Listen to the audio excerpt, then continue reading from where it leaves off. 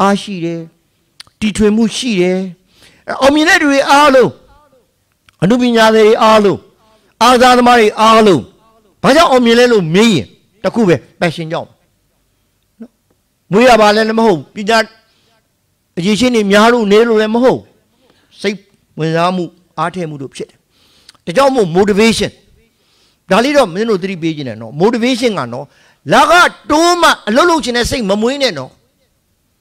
ယာရုတိုးမှအလုပ်လုပ်ခြင်းနဲ့စိတ်ဆိုတာအဲ့ဒါ external motivation အပြင်ကလာတဲ့ motivation လိုချင်တာပါလေ internal motivation ကိုလှုပ်ခြင်းလို့လှုပ်နေတာနော်တပြားမှမရလဲလှုပ်တဲ့ဟာမျိုးဖြစ်အောင်ကြိုးစားအဲ့ဒါ passion နော်အဲ့လိုဖြစ်အောင်လှုပ်လို့ရှိရင်ကိုယ်အနေနဲ့ reward ဘယ်တော့ရမလဲဘယ်တော့ချမ်းသာမလဲခေါင်းထဲမထည့်နဲ့ဘယ်တော့ယာရုတိုးမလဲမစင်စားနဲ့ရေးကြည့်တာကိုလုံးနိုင်တာကိုပဲအာယုံဆိုင်ရင်ဖြစ်လာလိမ့်မယ်လို့ပြောတယ်ဒါကြောင့်မို့လိန်လို့လည်းမရဘူးဟန်ဆောင်လို့လည်းမရဘူး passion ရှိတာမရှိတာသိတာတယ်နော်မင်းတို့ကြောင်းတက်တဲ့လူတွေပဲတချို့ဆရာမတွေ passion နဲ့စာသင်တဲ့ဆရာမတွေရှိတယ်ဆရာတွေတချို့ကြတော့ဝတ်ကြည်တန်းညီနဲ့သင်တဲ့လူတွေမရှိဘူးလားရှိတယ်နော်သိတာတယ်နော်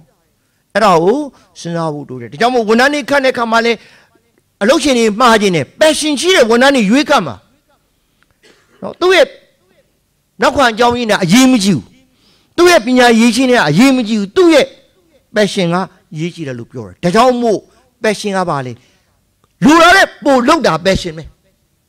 call of duty လုံတဲ့နဲ့လို့ကိုယ့်ရဲ့ GD အခုဆိုရင်မင်းတို့ဝန်ထမ်းတွေအားလုံးပြဿနာ GD ပြဿနာနော်ဟာလောက်ပါဆိုရင်မလုံနိုင်ဘူး GD တဲ့မပါလို့ GD တဲ့ဘာမှမဆိုင်ဘူးလုံတဲ့နဲ့ဆိုတာကိုလုံးရမှာပဲအဲ့ဒါကိုရှာလို့စဉ်းစားပါဒါကြောင့်မို့ကိုယ့်ရဲ့အောင်မြင်မှုကိုလိုချင်တဲ့ငါလူတွေအားလုံးအားထည့်ပြီးလုပ်ပါလို့ရှာတော့အားပေးခြင်းနဲ့နော်ခိုင်းတာတော့နော်ဝကြည်တန်းကြီးမလုပ်ဖို့အရေးကြီးပါတယ်လို့ရှာတို့ပြောချင်ပါတယ်ဒါကြောင့်မို့ဘယ်ရမလဲ why ဒီမိကိုမင်းနော်အလုပ်တစ်ခုလုပ်တော့ဆို why ဘာကြောင့်လဲဆိုတာမိဘာလဲမမင်းတဲ့ဒါကြောင့်မို့ရှာတို့မှားကျင်တာအဲ့ဒါလေးတော့အရေးကြီးဆုံးပဲဒါလေးရသွားစီချင်တယ်passion နဲ့ပတ်သက်လိုက်ဒီသုံးခုလိုချင်တယ်အရင်တော့ရှာတို့ဘာနဲ့စလဲ what နဲ့ပြီးတော့မှ how ပြီးတော့မှ why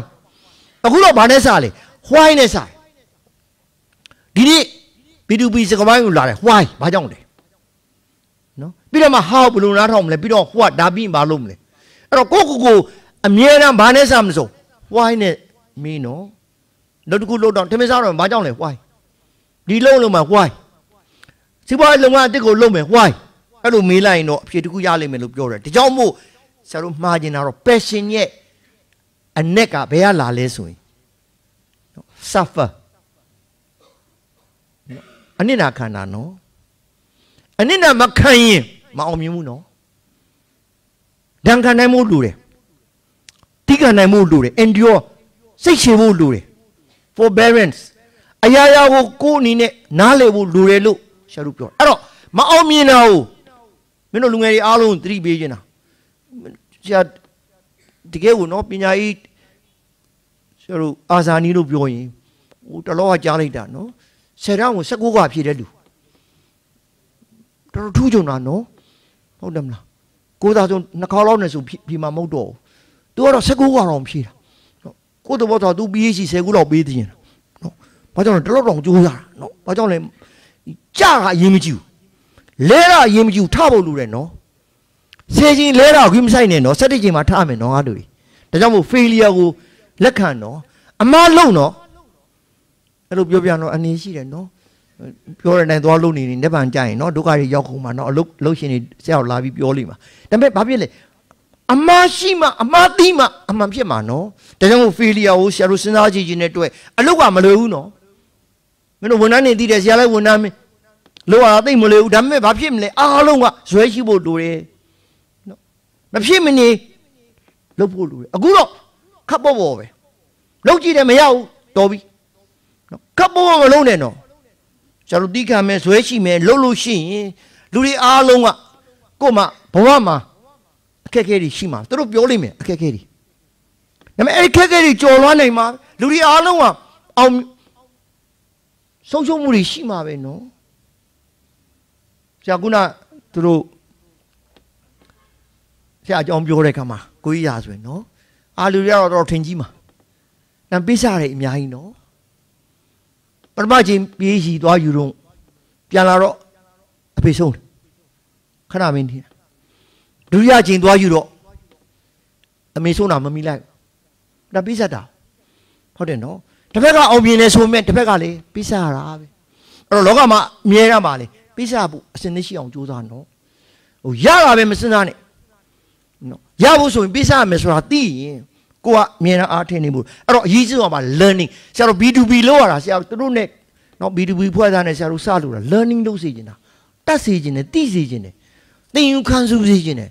လူတစ်ယောက်က learning ဖြစ်အောင်ကြိုးစားနော်လေ့လာဖို့လိုတယ်နော်အဲ့တော့လူတွေလေ့လာရင် learning individual တူးချင်းလေ့လာရင် learning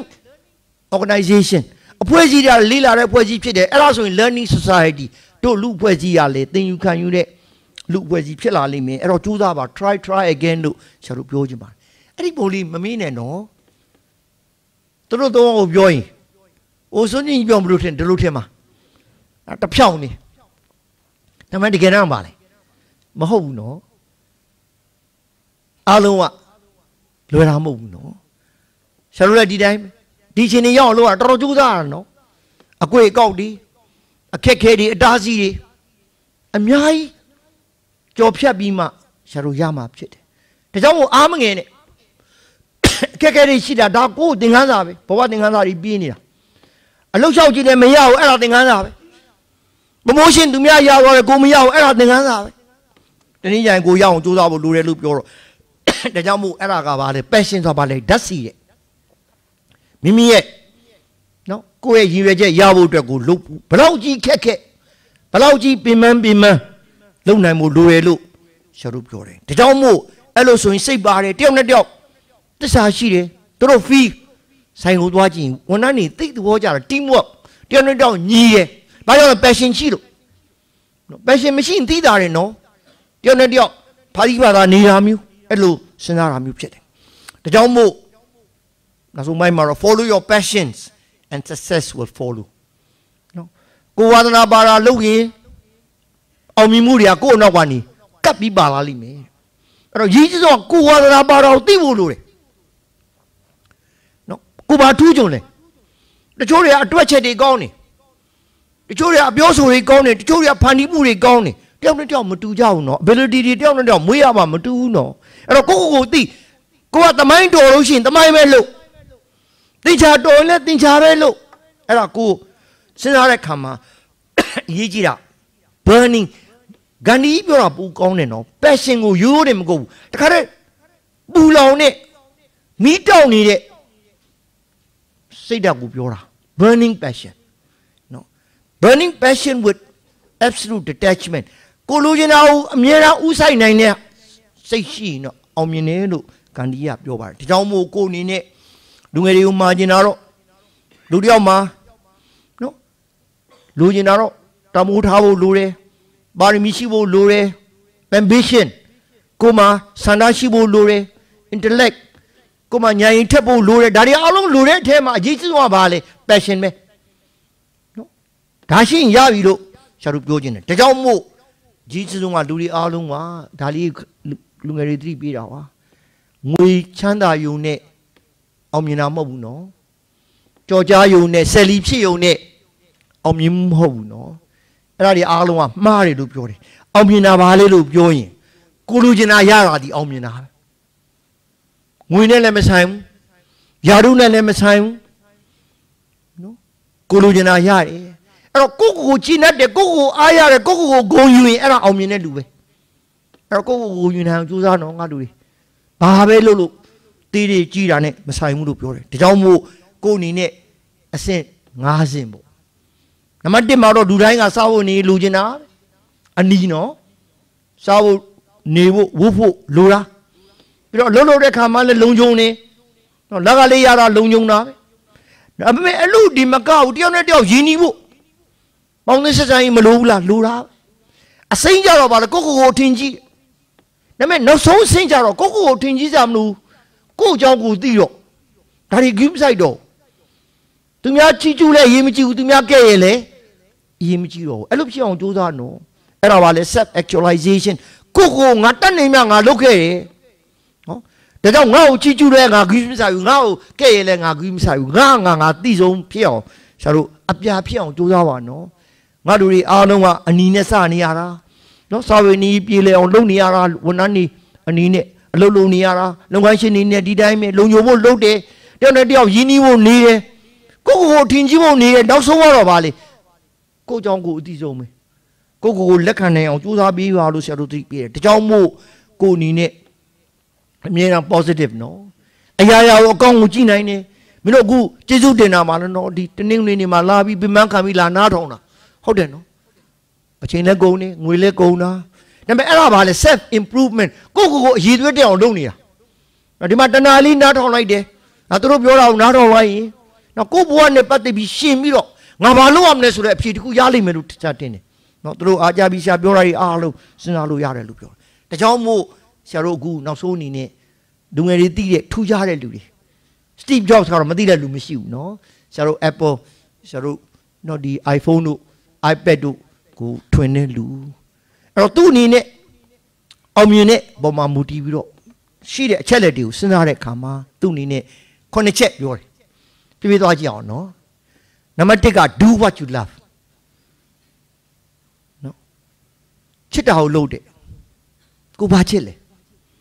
ကိုဘာဝါဒနာပါလဲကိုဘာလုပ်ချင်လဲအဲ့ဒါကိုလုပ်တယ်နံပါတ်1ရပြီနော် do what you love စိတ်ပါတဲ့လုပ်ဝါဒနာပါတဲ့လုပ်ဒါကြောင့်မိဘတွေကိုအမြဲတမ်းသတိပေးတယ်မနေ့ကနိုင်မိကြီးနာမှာမေးတယ်ဆရာကြီးရဲ့ကျမကလေးကိုဘာတင်တန်းနေတက်ပြရမလဲဘာတင်တန်းနေပြီးရမလဲဘယ်ကိုလှုပ်ရမလဲဆိုရင်ပထမဆုံးမေးတာကလေးပါဝါဒနာပါလဲအရင်မေးအောင်ကလေးပါလို့ရင်လည်းအရင်မေးသူဘာချစ်လဲမေးတချို့ကသိချင်မှသိမယ်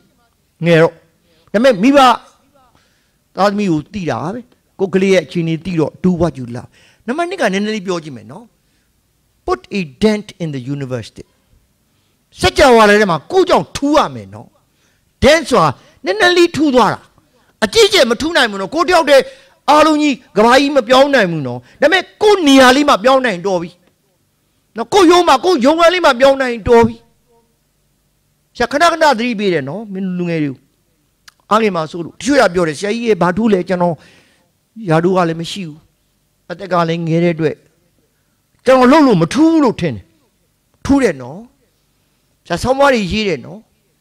အဲ့ဒီမှာတစ်ခုပါတယ်မင်းလူငယ်တွေအားပေးခြင်းတာနော်ဒီမှာရှိတဲ့လူတွေအားလုံးငွေဆောင်သိတယ်ပင်လယ်ကညင်ဦးသိ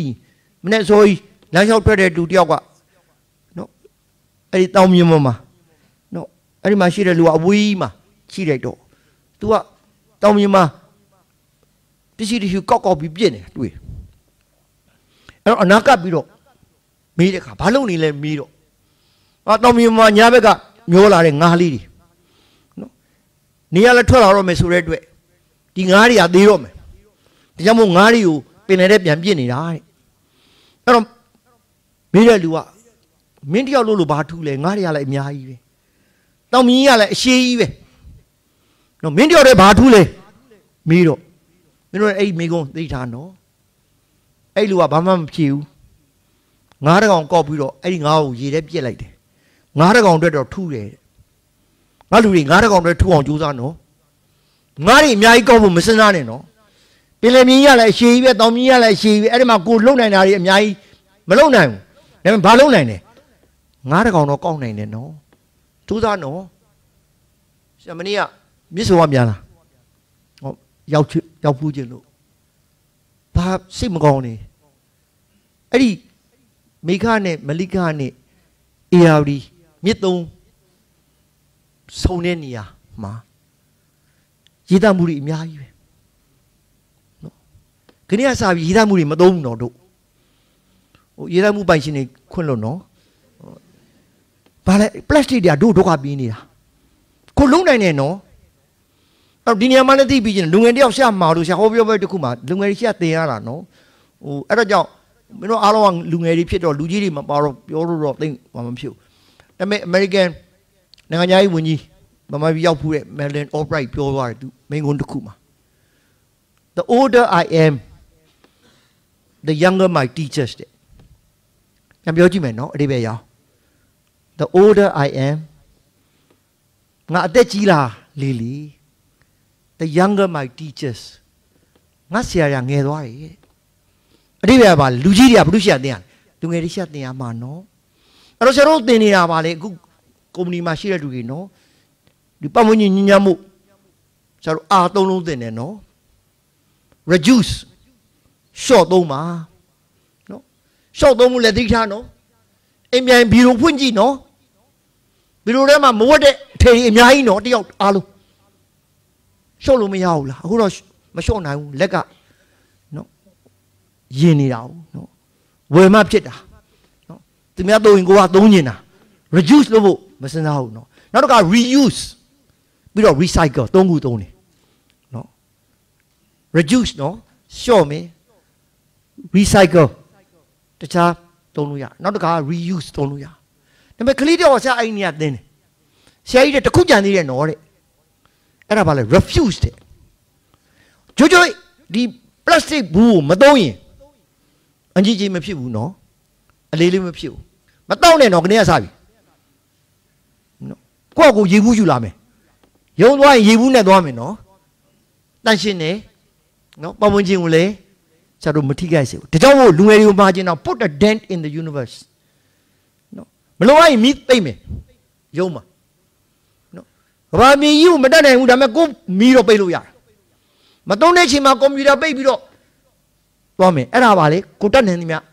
လုံနိုင်တာနံပါတ်1နော်တတ်နိုင်တာလုံနော်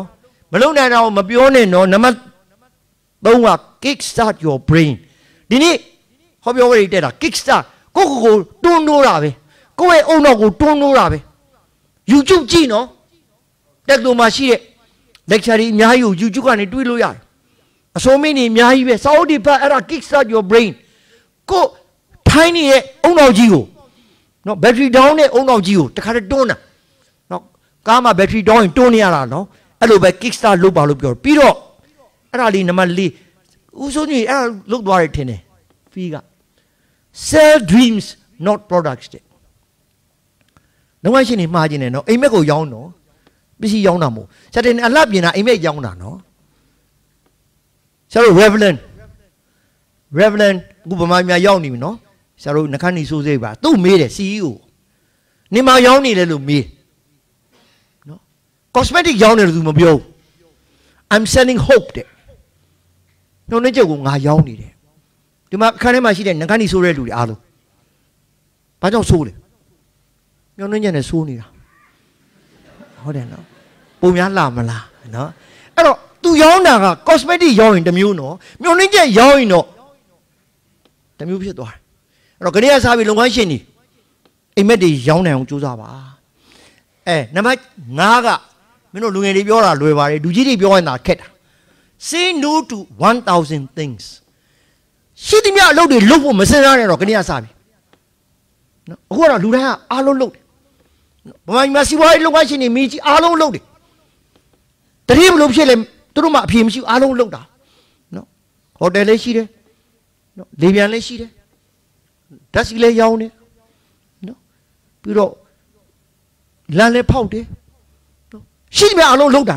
1000 things ခဏရစားပြီးကိုအာယုံဆိုင်မဲ့အလုပ်တစ်ခုပဲလုပ်မယ်နော် say no နော်ဟိုလုပ်ဒီလုပ်တယ်မလုံးနဲ့နော်ကိုလုပ်တဲ့ဟာလုပ်မယ်ပြီးတော့ဆရာတို့တကယ်နဲ့စဉ်းစားရင်နော်ဒါစီးပွားရေးပုံစံကြည့်ရင်ဖောက်တဲ့တယောက်ကဘာလူချင်းလဲလို့မေးဖီးကထွက်သွားရင်ကြည်နှက်ပြီးထွက်သွားတာဖြစ်ရဘိုက်ကလေးဘိုက်ကလေးပုတ်ပြီးထွက်သွားတယ်နော်အဲ့လိုဖြစ်ရဘိုက်ကလေးကနော်တင်းနေလိုက်တာအစားတော့ကအစင်ပြေးတာသူလူချင်းတာပါလေ great experience အတွေ့အကြုံလူချင်းတာအစားတော့မဟုတ်အရက်ဆိုင်ကထွက်လာရင်တခါတည်း movie ထွက်သွားတာအဲ့ဒါပါလေအတွေ့အကြုံအပြည့်နဲ့ good great experience တော့တကယ်ကိုမူးသွားတာနော်အဲ့လိုဖြစ်ရမယ်နော်ဟိုတယ်နေပြီးနာတခါတည်းကျင်းတတ်တယ် great experience ပြီးတော့မှအရေးကြီးဆုံးက communication ပဲသူတို့သိကောင်းတယ်နော်ကိုပြောချင်တာဆိုချင်တာသိအောင်လုပ်ဖို့လိုတယ်နော် messaging အရေးကြီးတယ်ကိုရင်ထဲမှာသိနေတာအရေးမကြီးဘူးကိုသိအောင်သူများသိနေအောင်လုပ်ဖို့လိုတယ်လို့ဆရာတို့ပြောပါတယ်ရပြီနော်ဒါ Stephen Jobs ကပြောတယ်ဒါကြောင့်မို့ဆရာခဏသဘောကျလို့မင်းတို့အားပေးချင်တာလူငယ်တွေမှာချင်တာနံပါတ်1 stay hungry တဲ့ငတ်အောင်နေတဲ့ငတ်တယ်ဆိုတာဘာလဲအစားတော့ကိုပြောတာမဟုတ်ဘူးနော်အတိတရားကိုငတ်တာ Binya ngada. Atwejo ngada. Stay hungry. Biroma bojaida stay foolish. You don't need it. Satine bidubi sapisi, you didn't have you. Not we are using. You ma tuma no. Dama manine no. You may do a malone no. Go millennia tuniam and uniam no. You go to the job on Nino. That is the water ajar Kalito. No. Chakarana, you're 2 GB ajar. No, the Pega had a jita of Pion Jita Gadu. So we are seeing the Pega. No, Chile, who by Chile, the Mupiano. Tuniano. So means who are the humans who no? But I also Soviet, too. No, to me, I mean, a young will end a Hatunia deal. And about Steve foolish, no? Foolish are union, you don't yam. You tell us about it, you're a passion of your. So, be to be put up yourself, need a presentation loan. To me, I'm a go of your. No, you now, no. Just in your Canada, Chimbaluna, Dailona, no, computer. But only, you will do it. No, Charudina, Dadali, Guru Mishiro, no, Dadali. No, Miaisi will do that. The rally only bio, not an angle, the rally on government in no arrow. I don't want you to repeat you today. Go to your rally, you to go on me move, you today. Go away, water out, you to the museum. To be worried. Not to go up. Meaning your channel, what I do. No, on Facebook, no, by shame, no, so go back. No. To have your lay. Follow your happiness there. Go your look loaded. So now, Steve, you're a cousin, the man, not to Biora. Go Biora Luno, Biora Luno.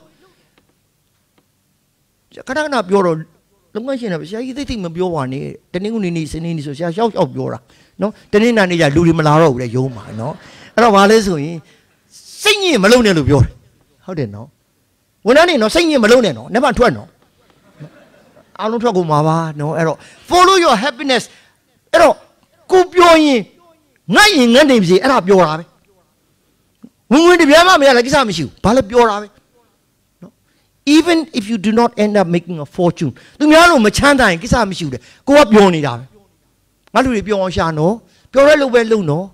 sing it at Malone, no. Bonani, sing it out. Good man did Lola losing pure at the Yira Morai. Yoma than Yila. I know what teen it, no. Do you let a team up to do it? Oh, do you have Piony and do you at the museum at the Yodi? No, do you with your option? No, you do you remember? No, do come in my young, no. Eric Tanaba, the young option, Eric only on me. No, Pionyama, no. Sichana only Yawa, do Pure. Biroma, at least doing what you love. To let you away. I'm in a real, I check a low, low, Biroma, Saru, take Medide. America ma China also Warren Buffett no tu ni ne Walmart အကြီးဆုံးပဲဘာပြောလဲဆိုရင်နေ့တိုင်းထုကြနော်တူလား make each day important နေ့တိုင်းဒီအရေးကြီးတယ်ဟုတ်တယ်နော် every day နော်ကိုလုပ်တဲ့အလုပ်တွေအားလုံးကနေ့တိုင်းအရေးကြီးတယ်အဲ့လိုစဉ်းစားရင်အောင်မြင်နိုင်မယ်လို့ဆရာတို့ပြောပါတယ်ဒါကြောင့်မို့နောက်ဆုံးအဲ့ဒါလေးသဘောကျတာလူငယ်ပညာရှင်သူစာအုပ်ဒီအများကြီးဒီအဲ့ဒီပညာရှင်မှတ်သွားနော်ဗမာပြည်သိမသိသေးဘူး Simon Sinek ရေးထားတာ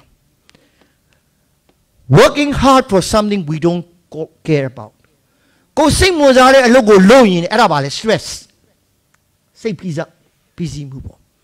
မင်းများလူတွေအားလုံးက stress စိတ်သိများတယ်ပြောတယ်ညမှာပေါ့ကိုစိတ်ဝင်စားတဲ့အလုပ်လုပ်နေတာကိုဝါသနာပါတဲ့အလုပ်တွေလုပ်နေသူဘာရှိနေမလဲ stress ကတော့ရှိနေမယ်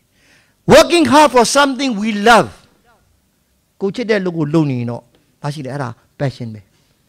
ငါလူတွေအားလုံးနော်ချစ်တဲ့လုပ်လို့အောင်နော်ကိုအနေနဲ့ကိုစိတ်မပါတဲ့ဝါသနာမပါတဲ့စိတ်ဝင်စားတဲ့အလုပ်ကိုလုပ်ရင်ဖိစီးမှုတွေများတယ်ကိုဝါသနာပါတယ်ကိုတကယ်လုပ်ချင်တယ်ကိုချစ်တဲ့လုပ်ကိုရနိုင်တယ်လို့ဆရာတို့စဉ်းစားပါတယ်အားလုံးကျေးဇူးတင်တယ်